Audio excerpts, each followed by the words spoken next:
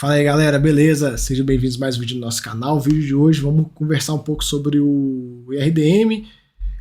Mais um mês acompanhando. Tiveram algumas novidades aí nesse mês no relatório, vou trazer aqui para vocês. O fundo pagou 86 centavos, que neste ano de 23 foi a pior distribuição, né? 87 centavos, 86 e uns lá, 87 no final. E assim, foi uma das piores distribuições aí desse ano. E dos últimos meses, a gente pegava esse gráfico inteiro aqui, essa tabela inteira, lá em novembro, outubro, a gente teve esses bem baixinha por conta da deflação, setembro também. Então, se a gente excluir as três da deflação aqui, que acabaram impactando, a gente vê que tem uma distribuição a pior até então, né? Ele comenta sobre a alta que o IPCA teve em maio, meio do ano agora, né? Ele até coloca aqui, né? Foi o menor IPCA do ano, que durante o meio do ano é normal que o IPCA fique um pouco mais calmo e tal. O fundo continua com caixa aí, 6% do PL, é o que ele está mantendo. O Iridium sempre segurou um pouquinho de caixa, né? A cota se recuperou bem, estava lá abaixo de R$80, deu uma acordada, né? Essa alta toda do mercado deu uma acordada. Claro, está muito longe do patamar de R$100. Cara, acho que dificilmente a gente vai ver, pelo menos no curto prazo, né, o Iridium com aqueles ágios absurdos, né, Iridium a 1.4 e tal, esse tipo de coisa acho difícil a gente ver novamente, né.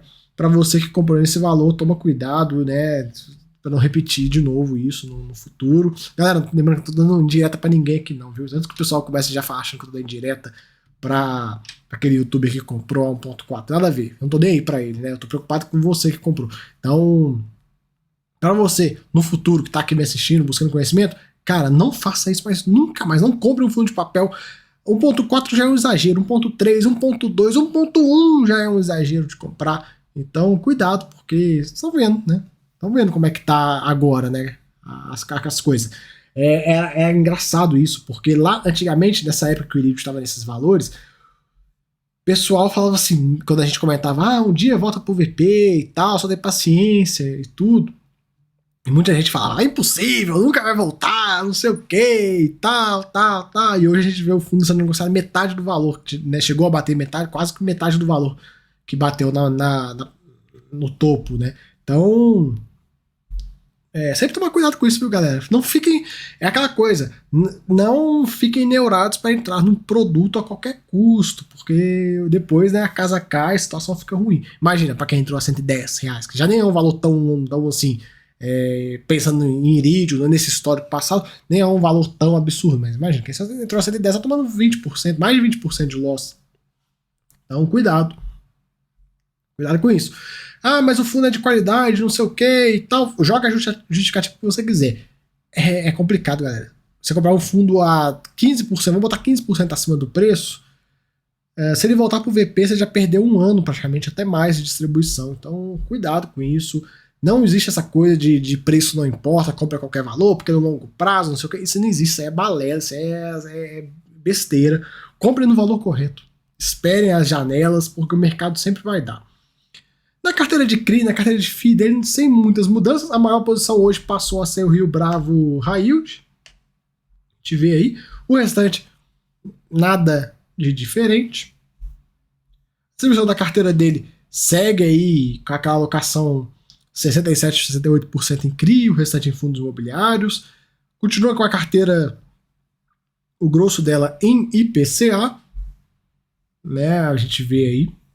E tivemos algumas movimentações, e a grande novidade que a gente tem aí no mês pro Iridium, que é uma coisa nova que ele colocou.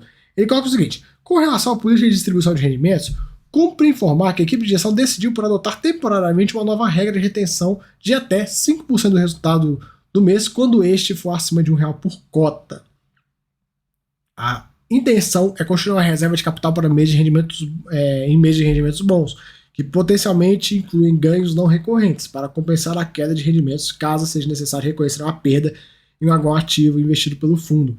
Importante saber que essa reserva não pode ultrapassar 2% do PL. Resumindo, o resultado desse fundo não vai passar de R$1. Então, se você tem eu quero precificar Iridium, quero ter Iridium e tudo mais, gosto do fundo e confio na gestão. Saiba que no melhor mês de Iridium, pelo menos nesse curto prazo, de acordo com a gestão, vai ser R$1 por cota. Ponto. Não vai ser mais que isso. Então fiquem ligados. E aquela coisa, ele está retendo resultado. Para que ele quer reter resultado? Para poder sair daquelas posições de fundo imobiliário. Porque está com um prejuízo enorme, gigantesco. Ele vai ter que fazer isso, mas vai demorar, galera. A situação dele é complicada nesses fundos. Não é fácil sair. Né? A gente está falando de mais de 50% de loss. Então é complicado. Complicado mesmo. Mas paciência. Aqui as movimentações que ele fez e tudo.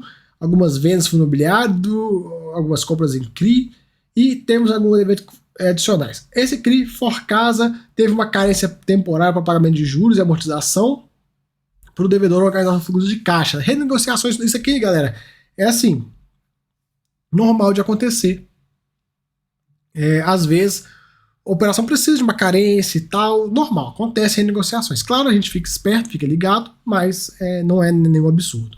Nesse CRI Vale, estão fazendo a assembleia para ter o pré-pagamento do CRI, então o devedor quer se livrar do CRI, então tem essa questão do pré-pagamento, e aí acaba que sim, que é bom porque o fundo pega o dinheiro de volta e aí ele pode comprar outra coisa. Então a gente fica acompanhando uma reciclagem de carteira. Aqui no item do 3 ao 6, ele resolveu trazer pra gente a TIR de investimento nesses fundos que estão dando dor de cabeça. Então, por exemplo, ele trouxe a TIR Endeva, 4,62% ao ano. HCTR, 36% ao ano. Urca, 174%. Urca não tá dando dor de cabeça, mas 174% ao ano. Eu fico pensando, talvez se ele tivesse conseguido sair pelo menos de HCTR, ele teria uma TIR dessa, no final das contas. Hoje a TIR é de 36%, e cada vez mais que o tempo passa, do jeito que tá indo as coisas, essa TIR vai caindo cada vez mais. A do Deva, idem. E aí é curioso, né? No Tord e no Versalhes, eles colocaram que a TIR foi negativa, mas não falou o número. Pô, podia ter falado, né? Não adianta, galera.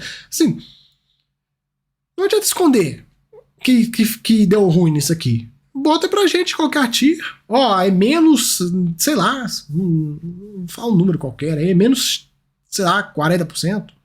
Sei lá quanto que é. Então coloca pra gente, não tem porquê. Todo mundo já é sabido e já é consenso de mercado que errou a mão nisso aqui. Paciência. Vai fazer o quê? Fazer o quê? Além dessa operação, eu queria que eles colocassem pra gente a TIR, por exemplo, em Serra Verde. Porque, né, a gente vê aqui, cadê Serra Verde aqui nessa bagaça? SRVD. Aqui, ó, a gente vê Serra Verde, que ele comprou 16 milhões de reais. 16 milhões de reais não, né? Porque depende do valor de cota, eu não sei quanto é que tá negociado esse negócio, mas comprou quase 3 milhões de cotas, esse fundo dá R$8, então dá aí quase 24, 25 milhões de reais. E aí, esse fundo hoje, ele está sendo negociado, aí praticamente não tem negociação, né? Então acaba que é difícil da gente precificar, mas é um fundo que um VP foi remarcado para R$1. Então ele pagou 8, o VP vale R$1. Então, assim, cara, complicado, né? Complicado. Falo com vocês. Então, paciência, né? Faz parte, alocações erradas acontecem e tudo, mas também não precisa vir, né, mostrar aí TIR pra gente que não quer dizer nada. Quer dizer nada. Essa TIR, o Urca eu excluo, porque o Urca não tá no meio desse enrosco, mas desses outros fundos, se pegar o frigir dos ovos de tudo aí, a situação não tá muito boa não, né? Então, assim, complicado, né? Complicado. A carteira é o que eu falo com vocês em todos os vídeos, né? Quando o pessoal pergunta se é PTS ou Iridium, não sei o que, é só você ver. Vamos aqui, ó, Iridium, resultado com um trade de FII no mês, R$2.000. R$2.000. Sabe quanto que o CPTS fez? Dá um tempo pra vocês. Chuta. R$8 milhões. Então não tem como comparar. Mas faz parte, todo mundo tá sujeito a erro e tudo. Agora é tentar consertar, é resolver, é ver o que vai fazer, né? Pegar e alguma solução tem que ter. E a gente espera aí que o Iridium consiga sair desse atoleiro que ele se encontra. A gente aguarda, né? Olhando a DRE dele aqui, e só um ponto, ó, no item 7, entrou um sócio aqui para reforçar a equipe. Basicamente isso. 10 anos de experiência e tudo mais, não sei o quê. Setor de infraestrutura e cadeia de comunicações. Será que eles vão lançar um FINFRA?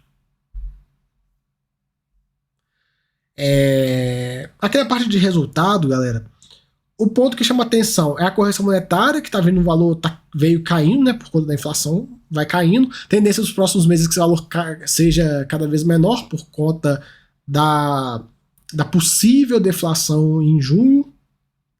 E a parte de fundos imobiliários também, os rendimentos aí, a tendência também que fica cada vez menor por conta disso. Trade esquece, negociação acho que dificilmente ele vai fazer. O grande destaque é que ele parou de gerar prejuízo nesse mês, né? A gente vê, olha lá. Um monte de prejuízo e parou de gerar esse mês. Esse mês ele ficou quieto. Resultado de 31, pagou 31. Não fez reserva, não fez nada do gênero. Então, galera, é isso que a gente tem para comentar aí sobre o Iridium. Mais um mês acompanhando, e vocês veem aí, a situação do fundo é a mesma dos últimos meses. Ele continua na situação delicada, ele continua com a carteira de fundos imobiliários dando dor de cabeça para ele, mas não tem o que fazer. É aquela coisa, galera. Quando você chega num nível de prejuízo tão grande, igual esse fundo está, em várias posições, não só na turminha do barulho, por exemplo, no próprio XPPR, assim, tem alguns. A gente já viu isso, a gente fez uma análise desse assunto. Tem vários fundos que ele tem aí loss de mais de 50%, perda de 50%. Então, cara, quando você chega numa perda desse tamanho, não tem muito o que fazer. A situação fica difícil. E o grande problema do fundo imobiliário nessa situação, frente a você, pessoa física, porque você, pessoa física, cara, se você tá num fundo, deu ruim, errei a análise, tudo mais, ferrou, e, cara, putz, acontece, vou vender com 50% de prejuízo? Foda-se. Você vende e passa e segue a vida, né? É ruim, ninguém gosta, mas você segue a vida. Qual que é o problema do fundo imobiliário de fazer isso? Se o Iridium hoje liquida a carteira de fundos imobiliários dele, que pelo que o prejuízo da última vez que a gente olhou estava R$2, hoje deve estar aí uns R$3, R$4. Vamos imaginar que seja R$4. Se ele liquida a carteira de fundos imobiliários dele, com R$4 de prejuízo, sabe o que ele tem que fazer? Ele tem que ficar 4 meses sem pagar, porque ele tem que recompor o VP dele, por causa do prejuízo. Então é diferente, é difícil, né? Por mais que a gente fale, o Iridium perdeu a mão, não sei o que e tal, agora que o leite já derramou, agora não tem mais o que fazer. Vai ficar 4 meses sem pagar? Você que é cotiza do fundo. Vamos até deixa nos comentários, vamos fazer só uma pesquisa rápida. Eu não sei se é R$4, viu, galera? Pode ser mais, pode ser menos. Mas vamos imaginar um valor de. Vamos botar um semestre sem rendimento. Vai. Só para fazer exercício de forma um pouco mais radical. Você gostaria que o Iridium zerasse a carteira de fundos imobiliários dele, porém, teria que ficar um semestre sem te entregar R$1 por cota para cobrir o rombo, mas lá na frente ele ia sair sem nenhum fundo imobiliário e ia poder seguir a vida dele e ir embora? Ou você prefere que deixe quieto e fique por isso mesmo? O que você prefere? Diz aí. Só um exercício, viu, galera? Não é para fazer isso, não tô sugerindo que faça isso não, porque é um negócio assim, uma medida bem radical fazer um negócio desse. Eu não vejo muito sentido. Tanto que, tipo assim, se hoje ele tá perdendo 50% no fundo, se ele começar a vender, esse prejuízo vai se aumentar, porque o mercado não tem liquidez, são posições grandes. Mas assim, só um exercício de uma brincadeira aqui que a gente pode fazer, e aí você deixa no comentário o que você acha. Outro caminho que o Iridium tem, assim que o mercado permitir, é ele emitir, fazer uma emissão e diluir essa posição cada vez mais, porque quanto mais ele cresce, menor esse prejuízo fica por cota, né? Porque se hoje, sei lá, vamos supor que seja R$5 por cota, se ele pegar o fundo e aumentar mais ainda o fundo, esse prejuízo sai de 2, aí cai para 1,50, cai para 1, e vai caindo. Chega num ponto, pode ser que a gestão olhe e fale assim, agora isso aqui tá aceitável, vamos liquidar esse trem? Vamos, pum. Mas é difícil de falar. Então assim, só um exercício, viu, galera? Pelo amor de Deus, não estou sugerindo isso não, até porque eu imagino que seria, como eu falei, não tem nem como ele fazer, porque a partir do momento que ele começa a vender, ele vai jogando o preço cada vez mais, o prejuízo vai crescendo e vira um negócio sustentável. Então assim, complica. Mas só a título de curiosidade, só pra gente trocar uma ideia, beleza? Valeu aí, fui!